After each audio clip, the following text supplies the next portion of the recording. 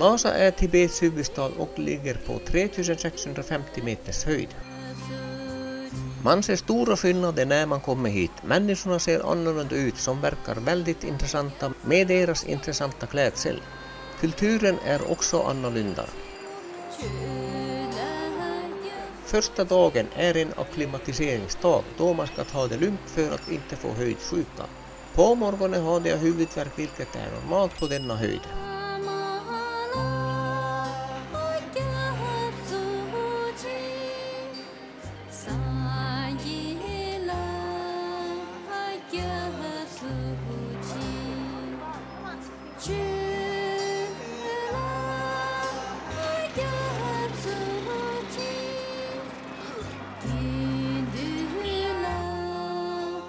Passar på att sätta mig en bra stund på ett café för att hjälpa till med akklimatiseringen.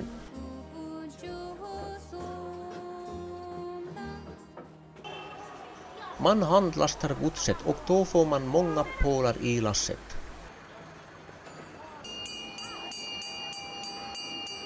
Tibetanerna är mycket religiösa, de ägnar stor tid åt sina böner.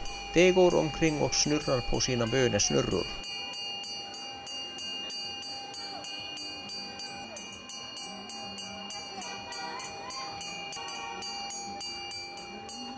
Lhasa är en speciell plats, folket är vänliga och man blir vänligt bemött med ett leende. Och det vilar en spirituell atmosfär över Lhasa och Tibet. Och Lhasa är vackert på ett speciellt sätt. Överallt har man sina religiösa tyger och banderoller. Maten är bra och man har lokalproducerad öl som heter Lhasa. Här finns många barer med bra kinesisk, tibetansk och västerländsk mat. Eftersom Tibet tillhör Kina har man kinesiska yuan här och ett mål pasta går på cirka 60 kronor.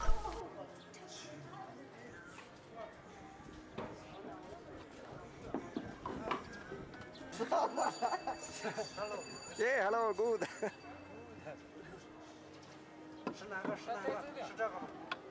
Man ser på kinderna hur solen tar på dessa höjder.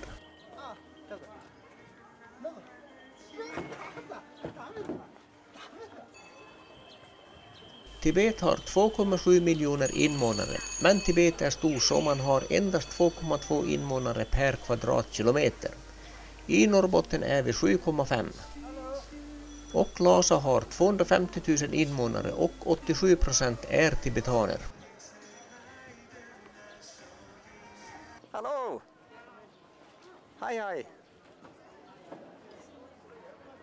Hi. Yes, hi. Medeltemperaturen i Lhasa är 8 grader och nederbörden ligger på 500 mm. Lhasa har hela 3000 soltimmar per år.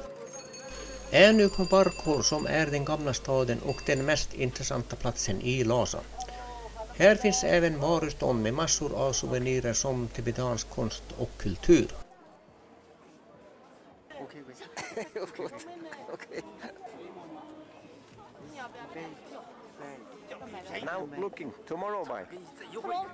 Hello, hello, hello. Chinese good. Chinese good. Oh, yeah. Okay.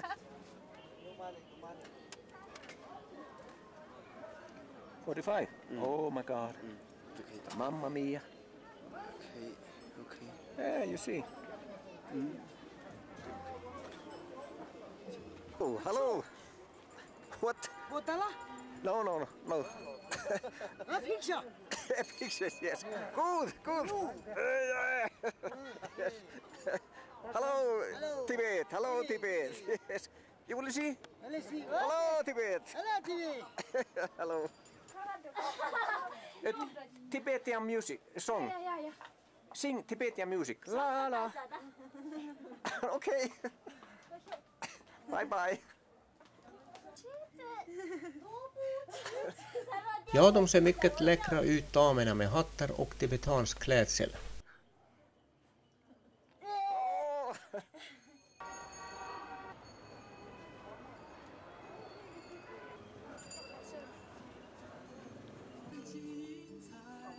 How much you pay for this? 他问你多少钱？ Hello. Good. You will see? Also, okay. No. But you are good too. Thank you. Yeah, you need a jacket. Now it's cold outside. Munkarna handlar jackor och det behövs för kvällarna är kalla här. Varorna är lite dyrare här än i Kina.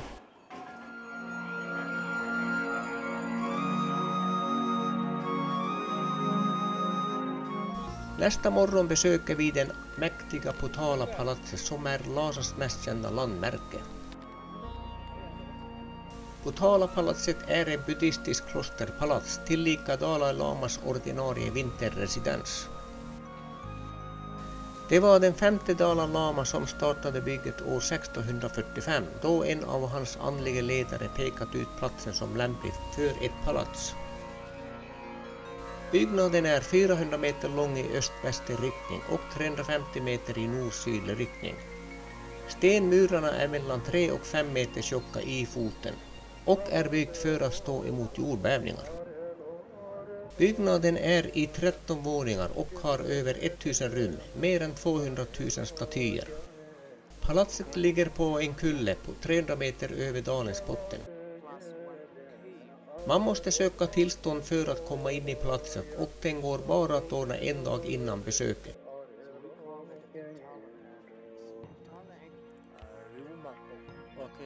Efter sen invasionen befinner sig dagens Dalai Lama som är den 14:e laman i exil sedan 1959 i Dharmasala i Indien. Kinesiska myndigheter har ombildat Potala-palatset till ett museum.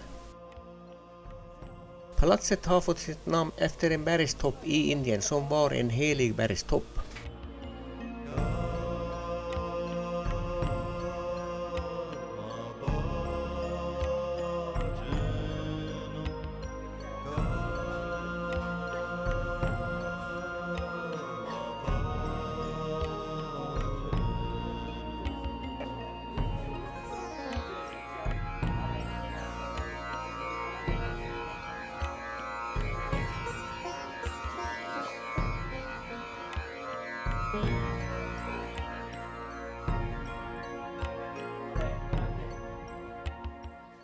Den 5:e Dalai Laman och hans regering flyttade in i Vita palatset 1649. Byggnationen pågick till 1694 och 12 år efter hans död. Palatset användes som Dalai Lamas vinterpalats sedan Röda palatset byggdes till i komplexet under åren 1690 till 1964. Palatset blev delvis förstört under tibetanernas uppror mot Kina 1959, då kineserna besökt palatset och även under den kulturella revolutionen år 1966. Och här blir det fotostopp då det är förbjudet att fota inne i palatset. Får istället använda en del bilder från boken om palatset. Här finns massor med vackra rum med dekorationer och statyer. Palatset har genomgått restaureringar under åren 1989 och 1994. Det är väldigt vackert inne i palatset, mycket dekorationer och vackra färger. Vita palatset var Dalai Lamas bostadshus och även för utbildning. Här fanns även kontor och skrivsalar. En central guldfärgad gårdsplan separerar lamans bostadshus från munkarna i Röda palatset. Den användes för religiösa studier och böner.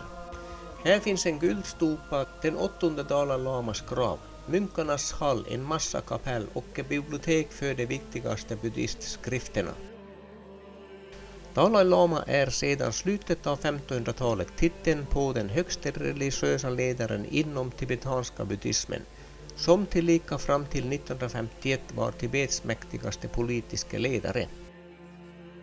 Dalai Lama anses vara en bodhisattva, en upplyst person som har förskjutit sitt uppgående i nirvana och fortsätter att reinkarneras för att kunna hjälpa resten av mänskligheten.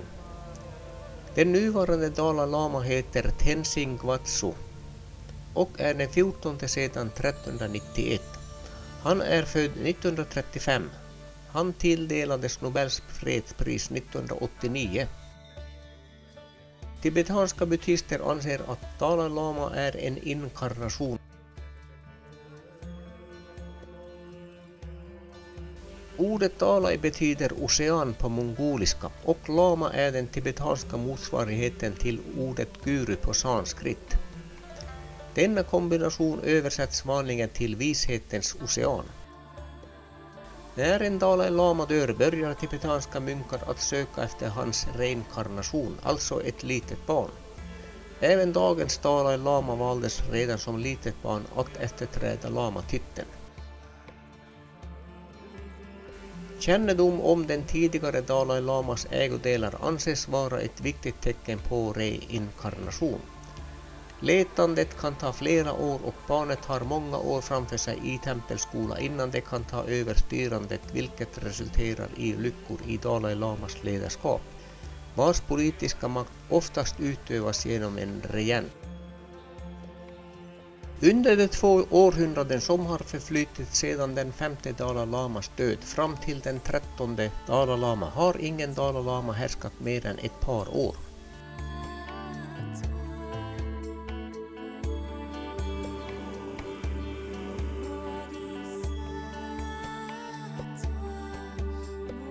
Tibetansk politisk teori har aldrig betraktat Dalai Lama som underordnad den kinesiska kejsaren, utan tvärtom sett Dalai Lama och kejsaren som lärare respektive lekman. Folkrepubliken Kinas regering ser sig ha en hävdvunnen rätt att liksom forna tiders kejsare bekräfta utnämningen av de höga lamorna i Tibet och har försökt att utöva denna politiska makt vid utnämnandet av den 11:e Pancha Lama, vilket har lett till att det idag finns 2 personer som anses vara den 11:e inkarnationen av Pancha Lama. Den 14:e Dalai Lama har antytt att han själv kommer att utse sin efterträdare, något som framkallat starka reaktioner från den kinesiska regeringen.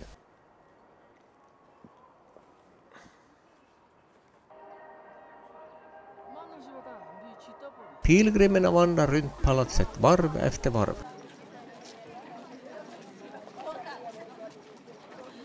Man ska snurra på bönehjulen då man passerar och många går med små bönehjul i handen. Man vandrar runt det heliga Koras för att visa sin bönad och att samla meriter för bättre karma.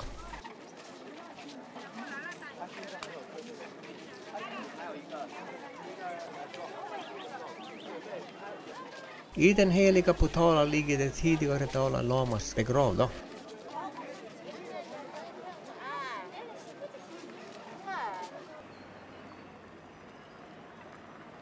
De röda delarna är för religiösa funktioner och de vita delarna för boende.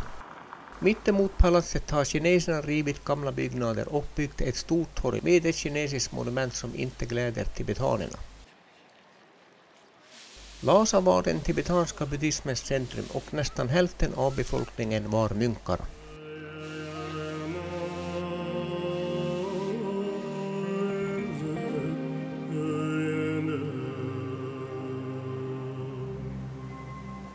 I och med invasionen av Tibet år 1950 flydde många staden inklusive den 14:e Dalai Lama.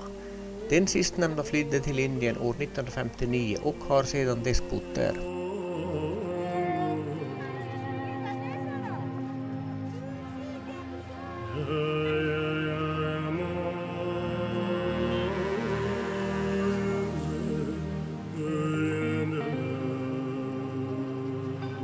Stan har sett en förändring på senare år då man rivit de gamla tibetanska byggnaderna och ersatt dem med kinesiska.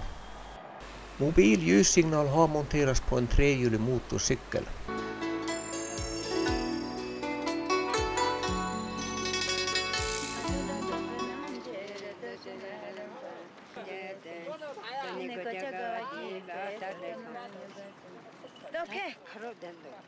Okay.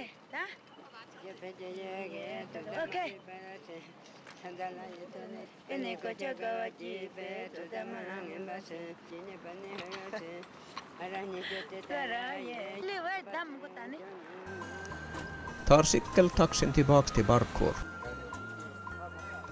I Barkhors torg och här pågår alltid bönevandringen runt klostret.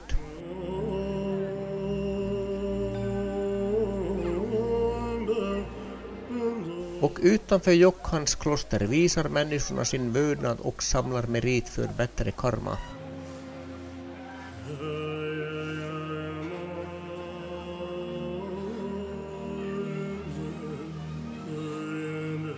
De tar sig för pannan, munnen och kroppen innan de lägger sig ned och slår pannan i backen.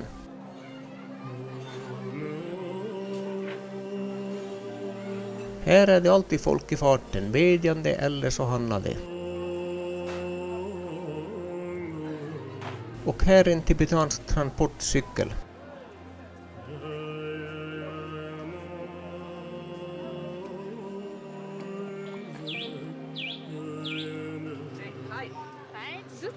Det var svårt att få honom att vinka och här intill Barkåtorget bor jag på en liten tvärgata.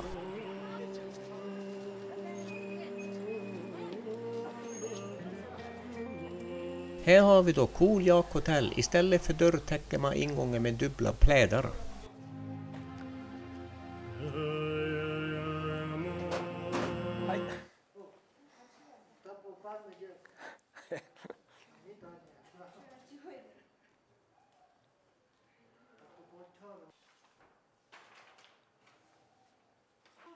Hotellet är trevligt i typisk tibetansk stil och med trevlig personal. De pratar faktiskt lite engelska. Rummen är helt okej, men kalla. De har ingen värme i hotellen så man får sova med långkalsonger och tröja på. För det är kallt om nätterna i Tibet. Toaletten är liten och när man duschar är WC-stolen och allt annat blött. Man har fått såga en bit ur tvättbänken för att få igen dörren. Sen tågresan har jag haft ont i nacken hela tiden varför jag söker upp en blind massör som lär vara bättre än de seende.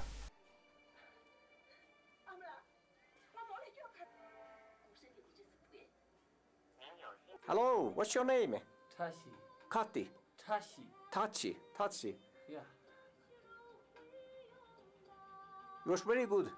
Thank Good you. massage, very good massage. Here I give you the money. There. And you check the money. Efter massagen ger jag honom sedeln som han känner med fingrarna vad det är för valör. Yeah, here is 50. 50. Yeah. Yes, it's 50 bill. Yeah. Yes. Very well. Very good.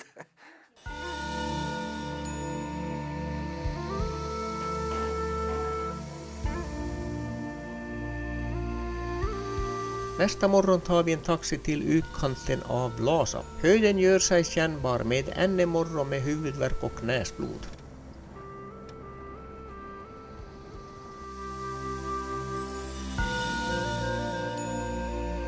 Vi är nu på Sera-klostret som ligger 5 kilometer utanför centrala Lhasa.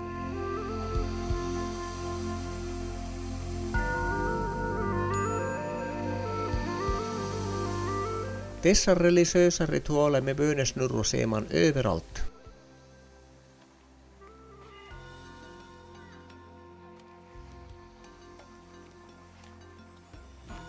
Klostret grundades 1419 som varit ett av Tibets viktigaste kloster. Som mest bodde det cirka 5000 munkar här. Idag har endast några hundra fått tillstånd att bo här av de kinesiska myndigheterna. Det var munkarna här i Sera som förutspådde den kinesiska invasionen. Strax innan denna hade de sett hur tibetanska gudomligheter hade slagits med demoner och förlorat, vilket var ett oroande tecken. Inte långt därefter invaderade de första kineserna Tibet. Klostret ligger vackert vid sidan av berget. Namnet Sera kommer från tibetanska Sera, vilket betyder vildrosor, och klostret är byggt på en plats med vilda rosor. Klostret har skadats flera gånger under den kulturella revolutionen i Tibet 1959. Flera skolor förstördes och hundratals munkar dödades.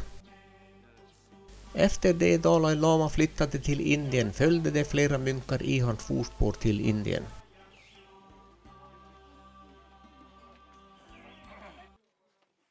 Här fick man faktiskt filma mot en mindre ersättning och klostret ser ut ungefär som de andra med te- och bönerum för munkarna.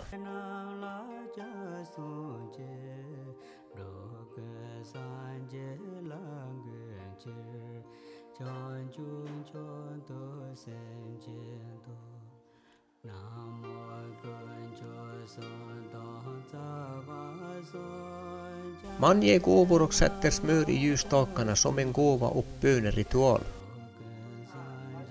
I klostren finns statyer på olika gudar och tidigare Dalai Lamar.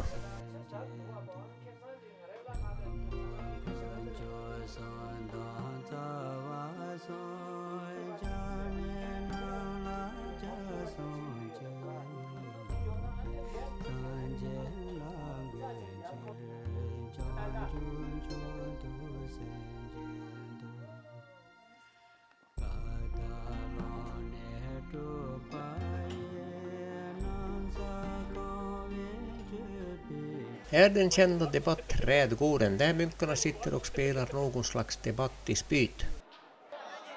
Under debattstunden tränar man argumentationsteknik. Det ser ut som om det är osams. Då de skriker åt varandra och slår näven i handen.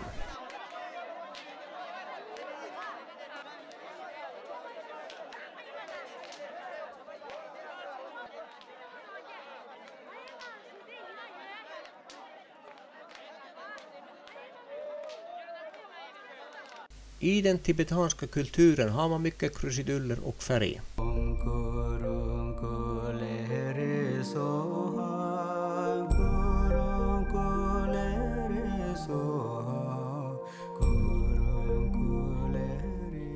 Och tillbaks tar vi då lokalbussen. Hello Tibet! Hello! Hello! Hello Tibet! Yes, hello! Yes! You must say hello, you're alive, yes! Why you have this painting? This? For sleeping. Good sleeping. Good sleep. Good sleeping? Yeah, good sleep. Yes. Oh, I don't need, I sleep so very well. Ja, det gick att få liv i tibetanerna. Det är mycket roligare att ta en lokalbuss än en taxi.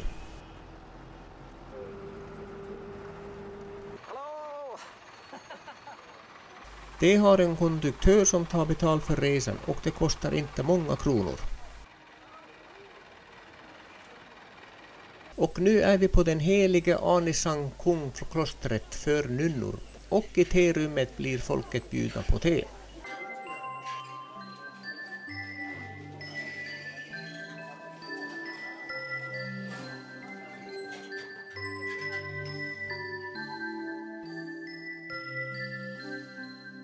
Klostret ligger mitt i den gamla staden Darkor. Här är det faktiskt tillåtet att fota och filma utan betalning, vilket är ovanligt i Tibet.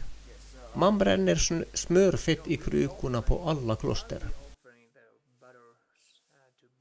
Nunnornas kloster är från 600-talet. Här på andra våningen är själva sammankomstrummet.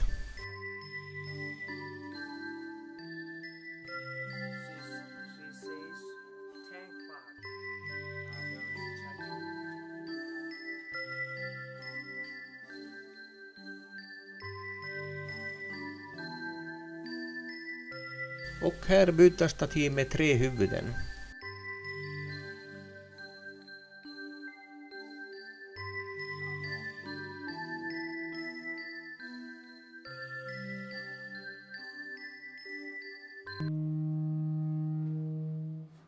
När man blåser i snäckan är det dags för nunnorna att kliva upp för trappstegen till övervåningens samlingsrum. Under teceremonin sitter här 50 nunnor som stirrar på en och ler. De ser mer ut som män då de rakar bort sitt hår. Man lägger donationer framme vid bakväggen där statyerna och ljusen brinner. Nunnorna går i likadana kläder och även sandaler som männen. Nunnorna är mycket vänliga och verkar inte ha något emot att man fotar och filmar dem.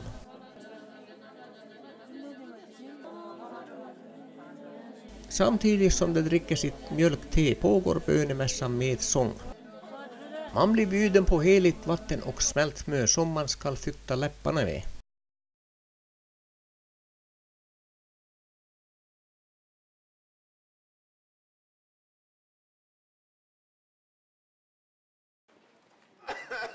Inne på samma område finns nästa kloster som är Jokhang-templet, som är den heligaste i Lhasa. Tyvärr är det förbjudet att fota och filma inne i templet. Även den är byggd på 600-talet av Songtsen Gampo, som införde buddhismen i Tibet. Det vilar en demon under ytan i Tibet och för att dess kropp ska vara still är det viktigt att Jokhan är i frid. Uppe på taket går arbetarna och stampar på betongen samtidigt som de sjunger. Och inne i templet finns flera stora bönesnurror och det är en lång kö av pilgrimer som ska be en bön samtidigt som man snurrar på hjulet.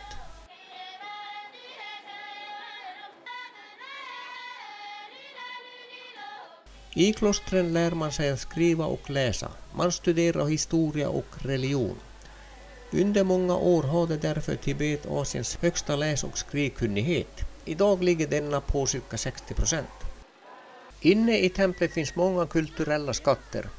Den mest kända är statyn av den historiska buddhan Issi Norbu vid 12-årsåldern. Muralmålningar och målade eller broderade tangas.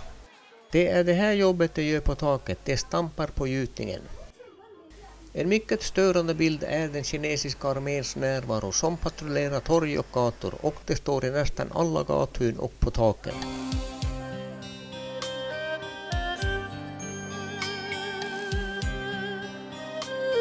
Torget i Bacoor bevakas hårt, för det var här år 2008 som kinesiska armén slog ner en tibetansk demonstration för att de vill vara självständiga.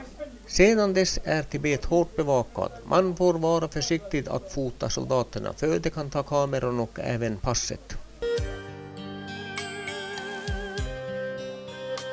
Även här bak i den bedande kvinnan kan man se soldater på taket. 2 rökelseeldar hålls i ugnarna framför den heligaste av alla Jokhan-templet.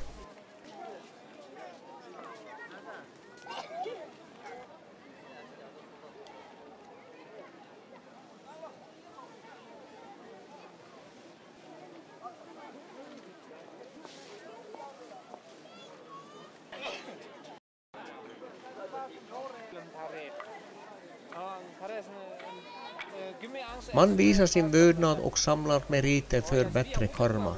Genom att ta sig för pannan och kroppen innan de lägger sig ned och slår pannan i backen. Religionen, buddhismen, styr i mångt och mycket sättet att leva på. Att gå i kloster är en ära och någon i varje familj blir ofta utvald att bli munk.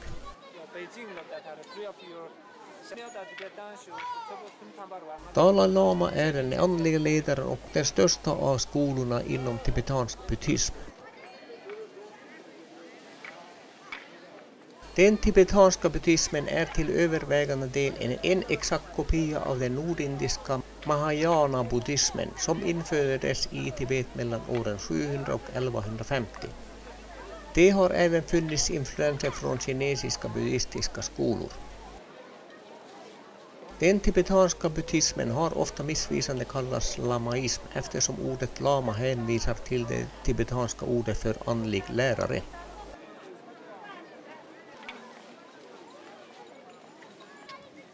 Bedjande går en aldrig sinande ström på sin kåra. Man går medsols runt det heliga klostret.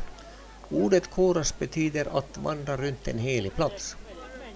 Många av dem snurrar på bönesnurror och läser böneremsor. Det är viktigt att man går i samma riktning som det för att visa vördnad.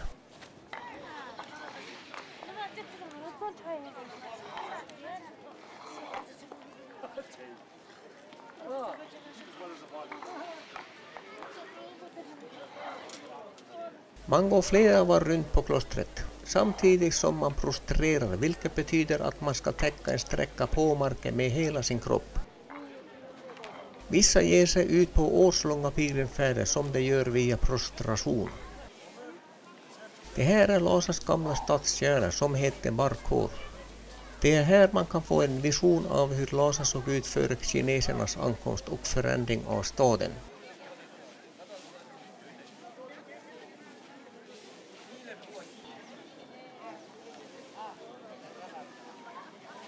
Bacoor är fyllt med trånga gator, gamla tibetanska hus och ett otroligt intressant folkliv. På dagen trängs man med shoppande tibetaner som handlar förnödenheter i gatustånden, jakkött, jaksmör, kläder och souvenirer för turisterna.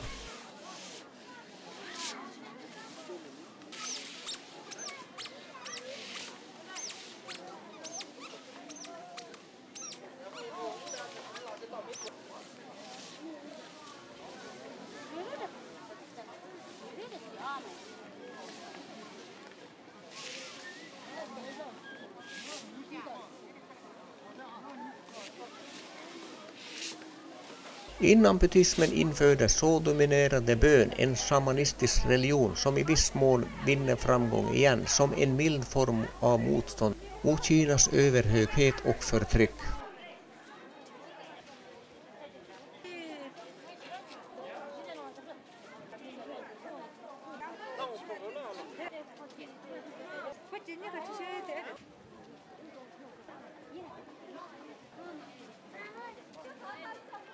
Idag dominerar den så kallade lamaismen eller tibetanska buddhismen. Lama betyder andlig ledare på tibetanska. Dalai Lama som är i landsflykt har den världsliga makten och Pancha Lama den andliga.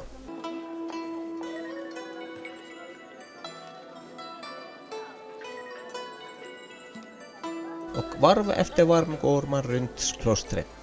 Man tar 3 steg, klappar ihop händerna, lägger sig långrak igen.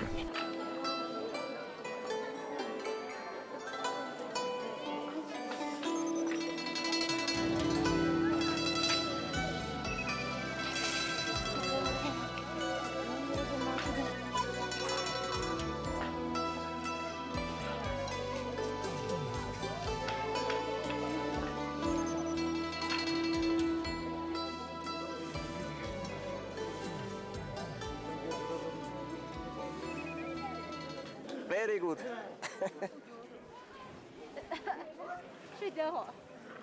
Look now, look. It's you. Hi.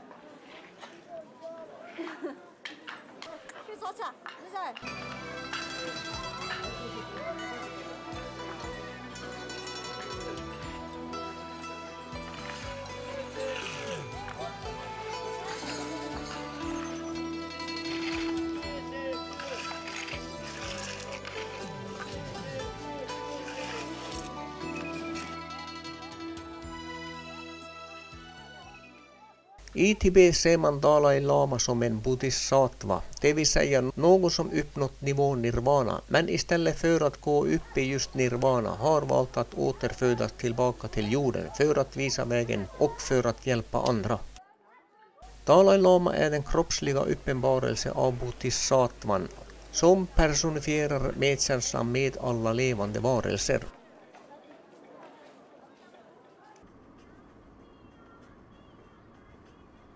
Nästa morgon är vi på väg på en utflykt som går nordösterut.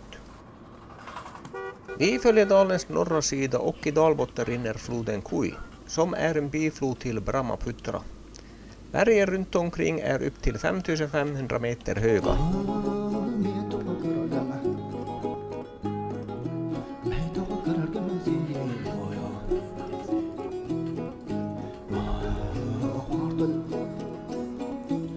På en topp eller höjd sätter man ut dessa böneflaggor. Stenrösen eller liknande kan även vara minnesrösen.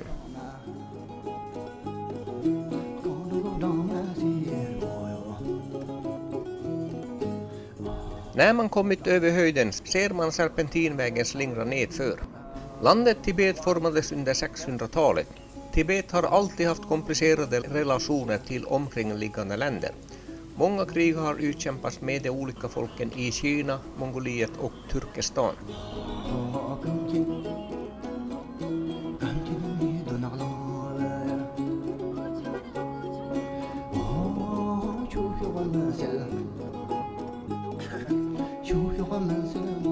Här passerar vi över floden Kui och bron är full av böneflaggor.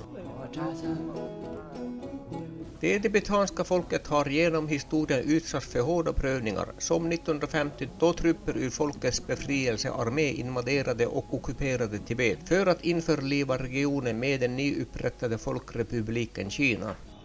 Mellan åren 1955 till 1959 försämrades relationerna avsevärt och Dalai Lama tvingades fly Tibet till fots till Indien och förlade i Dharmarsala den centrala tibetanska administrationen och ett exilsamhälle. Jordägarna i Tibet förlorade sina marker då kineserna kollektiviserade Kina och Tibet. Och några dagar efter flykten påbörjades strider mellan kommunisterna och tibetanerna, vilket resulterar i att 10 till 15 000 tibetaner stupar. Dalai Lama började från Indien arbeta för ett självständigt Tibet. 1965 omskapades Tibet som en autonom region i Folkrepubliken Kina.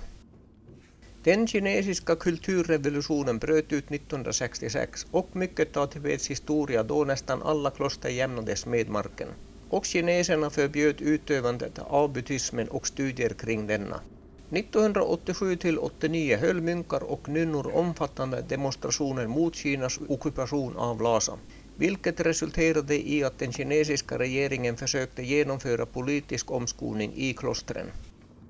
Många fick gå igenom dessa utbildningar vars syfte var att omvända tibetanerna till att omfamna kommunismens värderingar och fördöma Dalai Lama och den tibetanska självständigheten.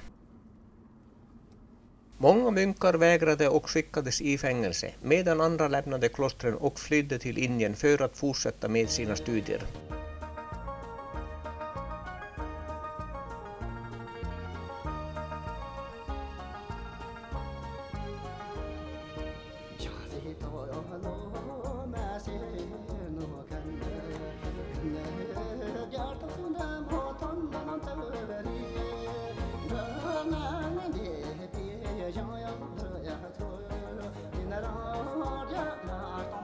Och sista sträckan går upp för Serpentinvägen och jakarna betar längs vägkanten. Enligt Folkrepubliken Kinas konstitution från 1982 är Tibet formellt en autonom region i vilken den tibetanska folkgruppen åtnjuter långtgående autonomi, även om konstitutionen utesluter möjligheten till självständigheten. Tibetpolitiken utformades centralt i Peking av en samordningsgrupp som utgörs uteslutande av han-kineser. Kinas regering bestrider att Tibet varit en suverän stat före år 1950. Det finns många vackra vyer i Tibet och Tibet kallas för världens tak på grund av dess höjd. Och då kommer vi fram till Gandan-kloster som ligger 60 kilometer från Lhasa.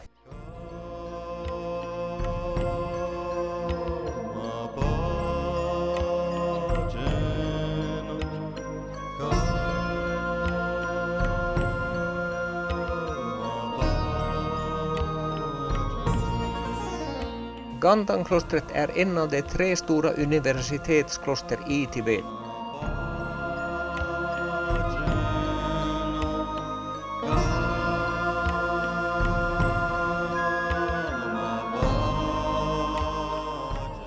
Klostret ligger på 4300 meters höjd och det fullständiga namnet är Gandang Namgyaling. Ganden betyder glädjande och Namgyal betyder segertemplet. Templet grundades år 1409 av Tsongkhapa och var säte för Gelug-administrationen. Här fanns Tsongkhangas konserverade kropp som var begravd av hans lärjungar i en gravkammare med hölje av silver och guld. På gården står en stupa och på den som är märkt där man måste ta av sig mössan för att fortsätta vidare. På pålen sitter fastfästade böneflaggor och i mitten en bit av jakhår. Buddhismen har olika färger på tygen, var den gula representerar jorden och den vita molnen.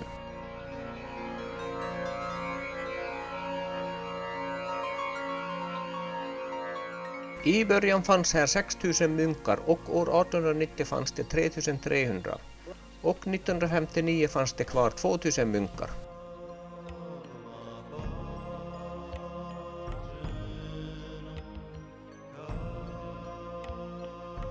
Klostret innehåller konstprodukter från Tsongkhangas. I klostret finns en 20-tal kapell och bönehus. Den största bönesalen rymmer 3500 munkar. Dagens Dalai Lama Tenzin Gyatso tog hans examen här i Ganden 1958. 1937 fann de som har i uppgift att hitta den nya Dalai Lama Tenzin och när han var 6 år gammal började han sin resa mot att bli Dalai Lama.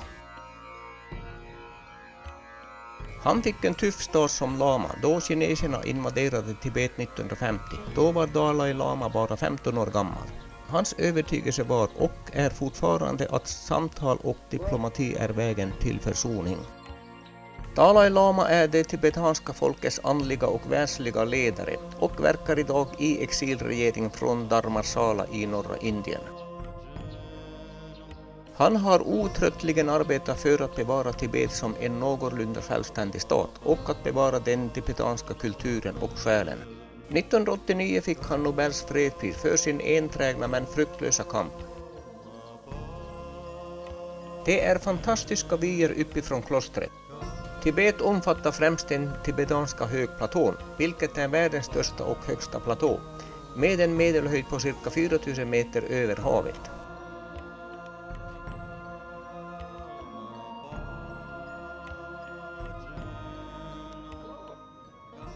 Ja, det är inte så lätt att posera framför kameran. Vi tar serpentinvägen tillbaka för att återvända till Lhasa.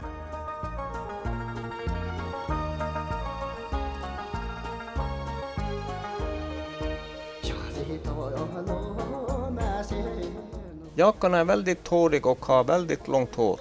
De är anpassade för Himalayas kalla och höga lägen. Hello, Jack.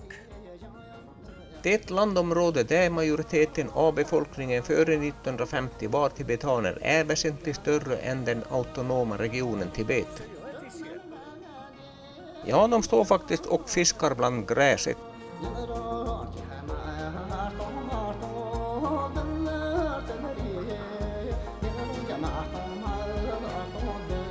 På kvällen anlände vi Lhasa och här patrullerar den kinesiska armén. Dagens Tibet är från öst till väst cirka 1800 kilometer och från norr till söder cirka 800 kilometer.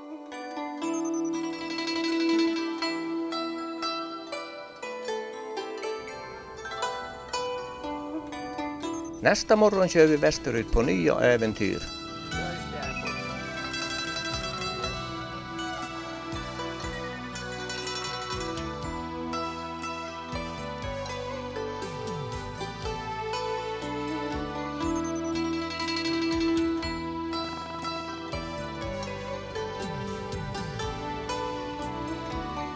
Vattnet i floderna är turkosfärgat, vilket innebär att det är glaciärvatten.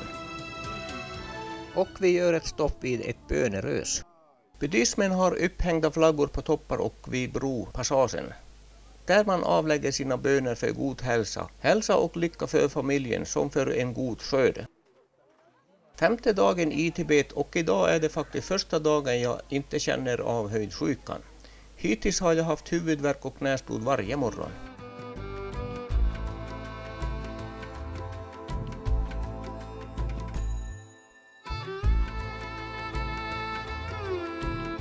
En begravning i Tibet är något mycket annorlunda och kallas för himmelsbegravning. Begravningen går till så att när någon dör tas kroppen till en förutbestämd plats. Personen styckas i små bitar och benen krossas till pulver. Och man kallar på gamar och slänger köttbitarna ut i skogen. Man kan även göra det genom att kasta köttbitarna i en sjö som blir fiskmat. Efter detta är personen återbördad. Av den anledningen är det få tibetaner som äter fisk, och det är 80% av tibetanerna som begravs på det sättet. Undantaget är små barn.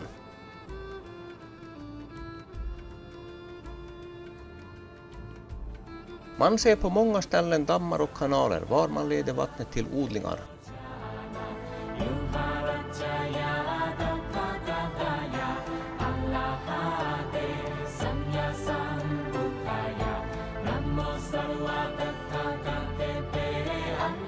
Och nu börjar klättringen längs serpentinvägen som tar oss över berget.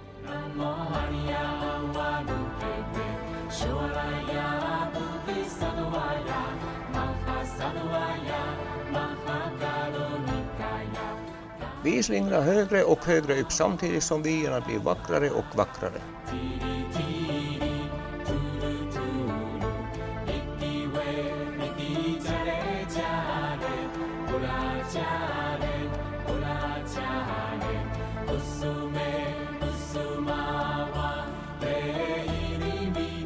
Vi gör ett stopp på höjden för att fotografera vyerna. En man står med sin jak för att få en slant av poserande turister.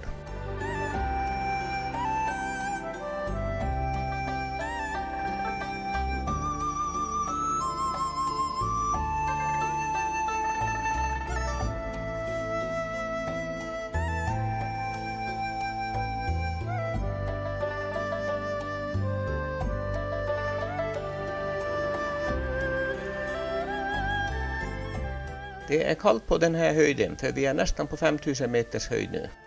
Tibet är världens högsta region. Tibetanerna tillhör den mongoliska folkgruppen och tibetanska språket är släkt med burmesiskan. Jaken står och väntar på att skrapa in en slant åt Tysse.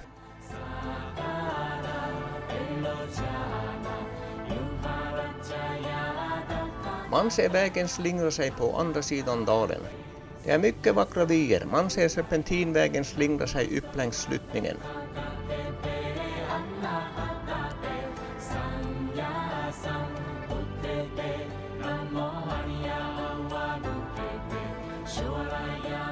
Efter 1976, då Mao Zedong avled, lindrades förtrycket av den tibetanska kulturen.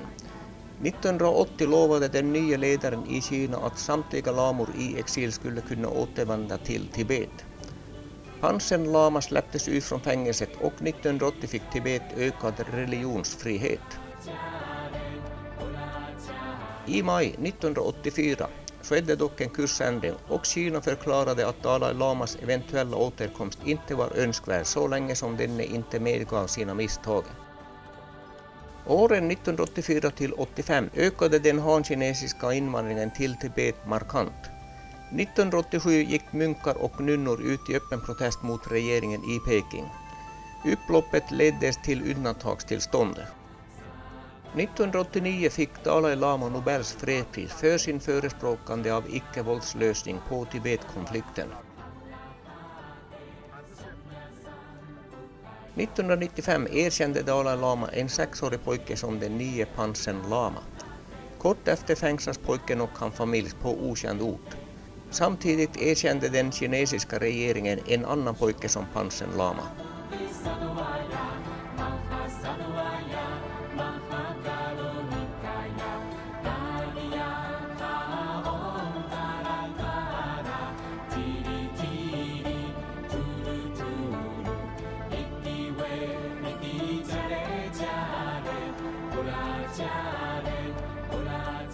Då kommer vi till vägens högsta punkt på drygt 5000 meter och på högsta punkten har man alltid böneflaggor och någon böne- eller minnesrös. Nere i dalen på andra sidan ser man Jamdrok som är Tibets fjärde största heliga sjö.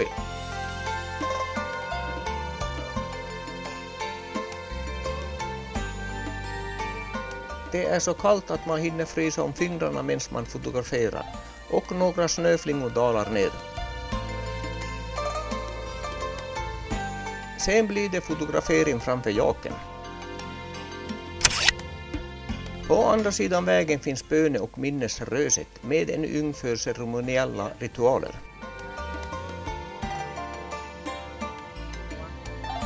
Vi fortsätter färden ner till sjön längs serpentinvägen. Sjön är 72 kilometer lång och ligger på 4600 meters höjd. Sjön är omringad av snötäckta toppar och anses vara en gåva av en gudinna.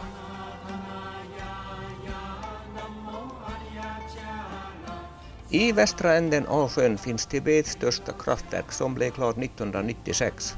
Sjön är 60 meter djup och vintertid är sjön isbelagd. Det är många bergen med glaciärer matar sjön med vatten. Sjön kallas även för den gröna Jadesjön för sin gröna färg. Och solen skapar gnistrande och växlande färger i sjön. Enligt folket är sjön den kvinnliga förmyndaren av buddhism i Tibet. Därför tror folket att sjön välsignar och skyddar dem. Därför gör man pilgrimsfärder hit för att vandra runt sjön. Det tar veckor att gå runt sjön då man gör det genom prostration, det vill säga att man var tredje steg lägger sig ner på marken med hela sin kroppslängd. Allt detta för med sig mycket mysterium och värdighet till heliga sjön. De snötäckta bergen i änden är mellan 6 och 7000 meter höga.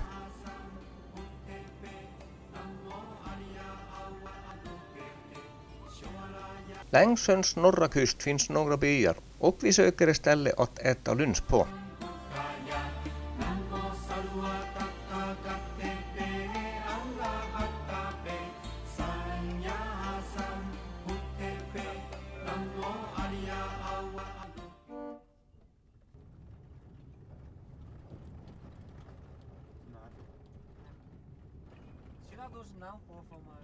Efter lunchen kör vi över platån i sjöänden för att besöka ett kloster.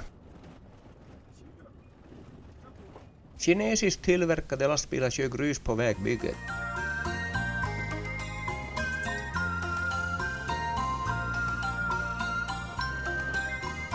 Platån är stor med stora betesområden för boskapen.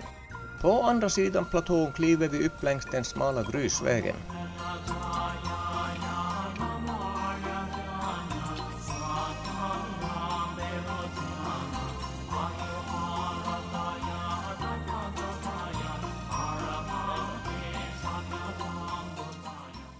Uppifrån höjden har man fin utsikt över platån och en av sjöns många spetsar.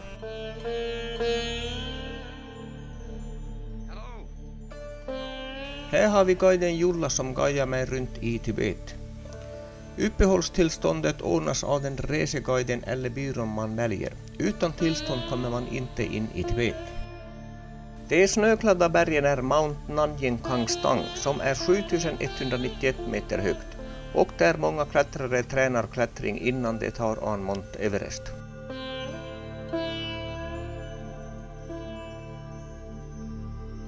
En kinesisk traktor med goda chanser att klämma sig i remhjulen.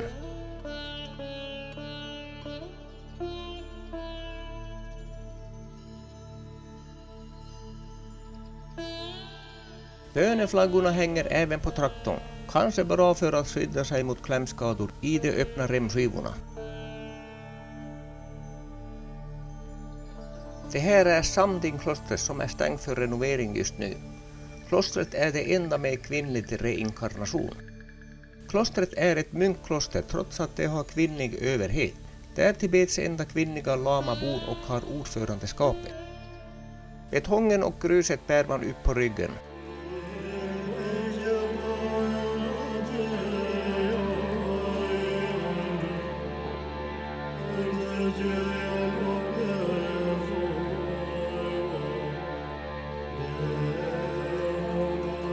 Efter vägen ser man några stupas och små kapell var folket vandrar runt i sina bönerundor.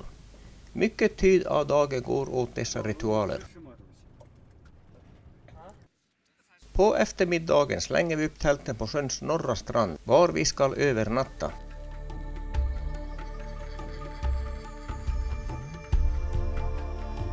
Efter vi fått upp tälten drar jag iväg upp i dalgången för en kortare vandring.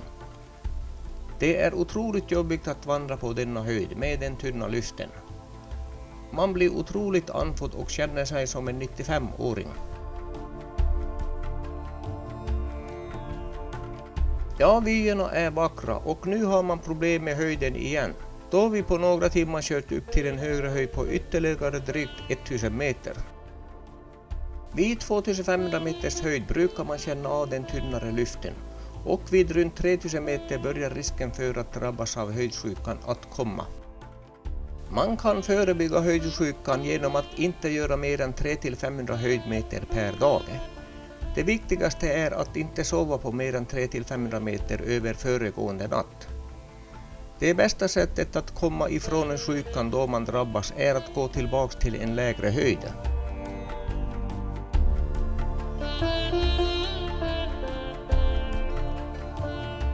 Följer bäckravinen nedför berget tillbaks.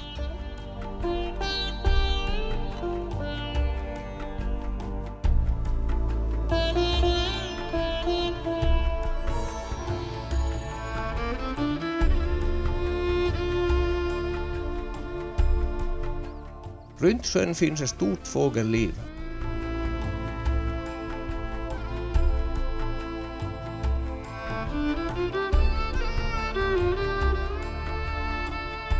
Man riktigt känner hur temperaturen kryper neråt och jag förväntar mig en kall natt i tältet. Kinesiskt bröd blir min middag och det skumliknande konsistensen på brödet var ingen höjdare. Den flög ut från tältet efter ett par tugor som fågelmat.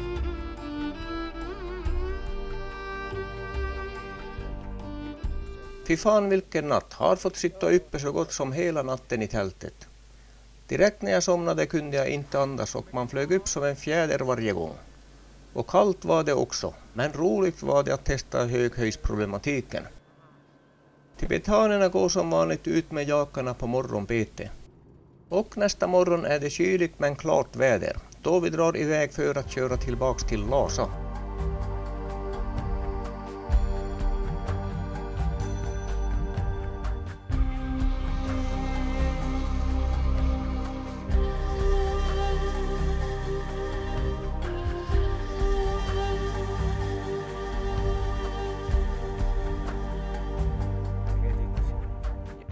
Över backkrönet fortsätter färden nerför igen.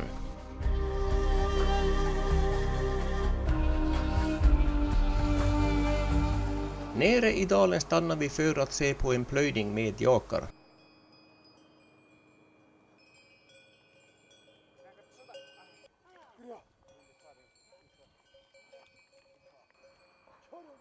Jakarna är stora och starka. Medan männen plöjer går kvinnorna och slänger ut säden.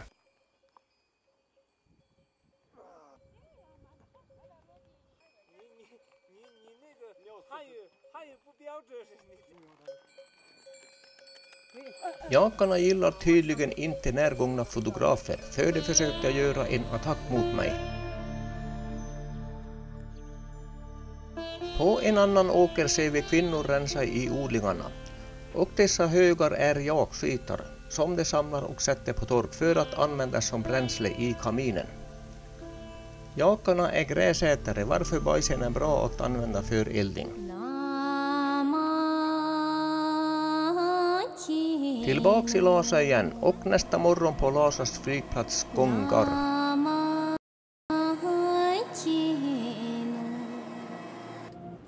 Efter starten lägger sig planet i en konstant högersväng för att komma upp på höjd innan man kan flyga över Himalayas höga berg sydvästerut.